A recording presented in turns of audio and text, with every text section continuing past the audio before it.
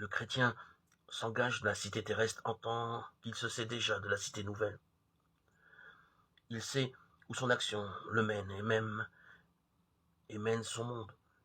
Malgré l'imperfection et la précarité de la paix qu'il tente d'instaurer, il a conscience qu'elle constitue une démarche vers la réalisation de la paix absolue.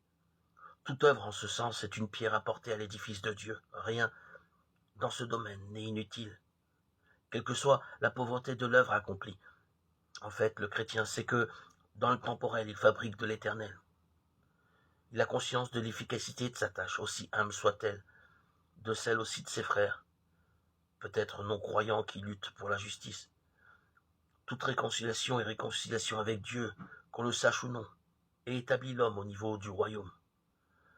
Encore faut-il, c'est peut-être là la plus grande difficulté, que toute action pour la justice, soit action de réconciliation ou recherche de celle-ci.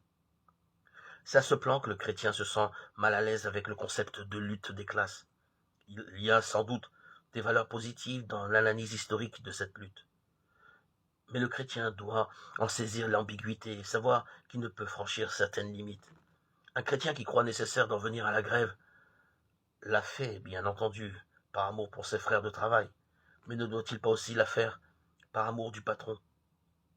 Il y a une certaine manière de déclencher la grève, de la mener, qui, peut-être, permettra au patron de réviser sa notion de la justice, et donc de se convertir.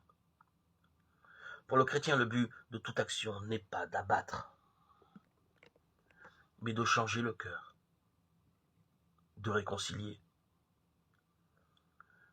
C'est dans cette œuvre de miséricorde, parfois rudement exprimée, par nécessité qu'il appartient au royaume, et qu'il tente de rallier ses frères, tous ses frères, pour la marche vers ce royaume.